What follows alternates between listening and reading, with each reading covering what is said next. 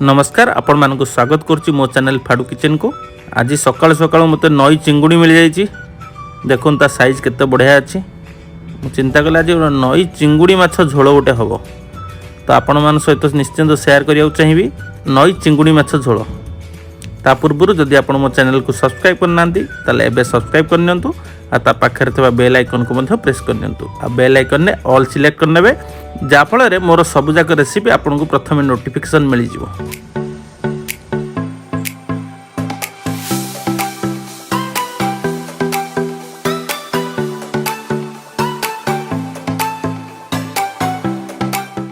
प्रथम मु चिंगुड़ी माछ को भल भाव धोई सफा कर नहीं तापर से हलदी आउ टिके लुण मिसेक गोल नेबी। एबे गोटे कढ़ाई रे तेल गरम करी चिंगुड़ी माछ को भाजी नवा। टिके बड़ बड़ चिंगुड़ी गुरा था से मु चार चारटा करी भाजी नेली।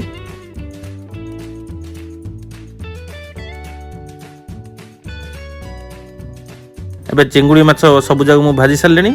एबे सेही कढ़ाई रे मु टिके आलू आ सारू को भाजी नेबी।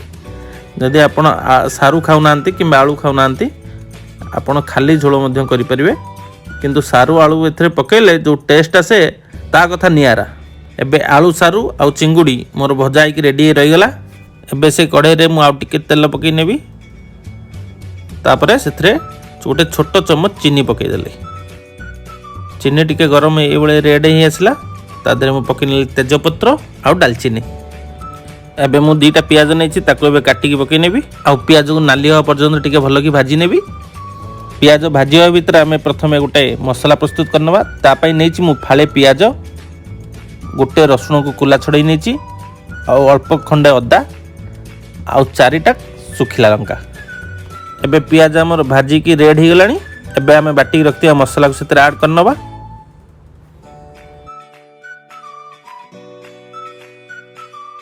एबे ताको 4 रु 5 मिनिट पे कसी नबा।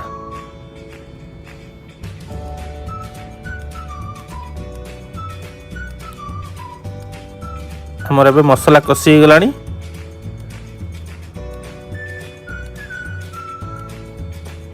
एबे से मु ऐड करनेली गोटे चम्मच हलदी गोटे चम्मच लंका गुंड। एटी आपण काश्मीरी मिर्च मध्य ऐड करले यार कलर बहुत सुंदर आसीबो। तापर मु ऐड करनेली 2 चम्मच धनिया गुंड आ गोटे चम्मच जीरा गुंड। एबे मसला को भलो भाव मिक्स करनबा। देखंतु एबे जे मु एथरे पानी ऐड करनी। मसला को एबे भलो मिक्स कला पर सेथरे मु एबे गोटे बिलाती को ऐड करनेबी।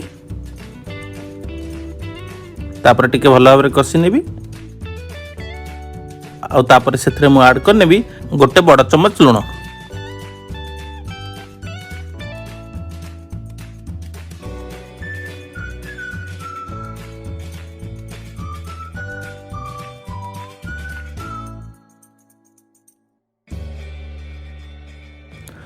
अल्प समय मसला कषला परे तापर सेथरे मु किछि पानी ऐड करे 2 रु 3 मिनिट पर्यंत मु मसला कषि नेबी।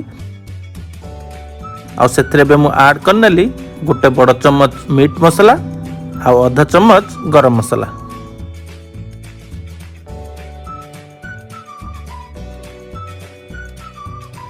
एबे मोर मसला कषि रेडी हो गलानी।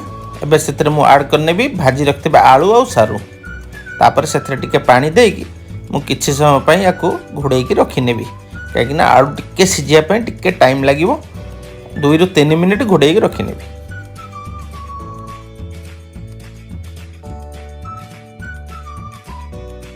2 रु 3 मिनिट पर मु घोड़नी काढ़ी एबे आलू हमर भल भाव सिझी सारलानी। एबे मु सेथरे चुंगुड़ी को पकई नेबी। चुंगुड़ी भीतर टिके मसला जमती पसी जीवो सेथिबे मु चुंगुड़ी को भल भाव मसला सहित गोळी नहीं ता सेथरे टिके पानी आउ मिसई किछि समय पई घोड़ेई की रखि नेबी।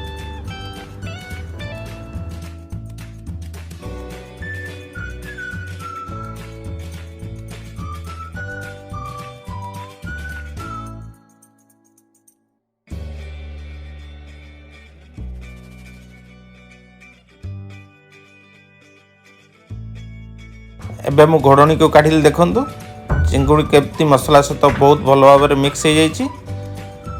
चिंगुड़ी रे पूरा मसला लगी जाइए।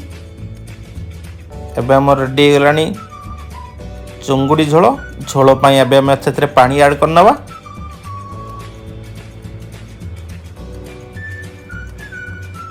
ଏଥିରେ ମୁଁ 2 କପ୍ ପାଣି ଆଡ଼୍ କରିନେଇଛି। ଏବେ ଚୁଙ୍ଗୁଡ଼ି ଭଲ ମିକ୍ସ କରି କିଛି ସମୟ ପାଇଁ ଫୁଟିବା ପାଇଁ ଛାଡ଼ିଦେବି। ଝୋଳ ଟିକେ ଫୁଟିକି ଟିକେ ମରି ଆସିଲେ ଆପଣଙ୍କର ଚୁଙ୍ଗୁଡ଼ି ଝୋଳ ରେଡ଼ି ହେଇଯିବ।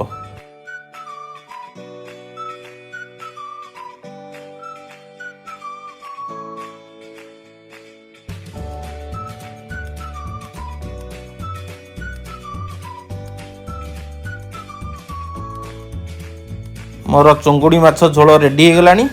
बहुत टेस्टी लगुला। बहुत भात टे खाईदेली। आपण मैंने करी खातु। आपन केमती लगे मत निश्चिंत कमेंट करी जनइबे। रहिले आज्ञा नमस्कार। ए गेलुनी भात 2 गुंडा आनी देला मते।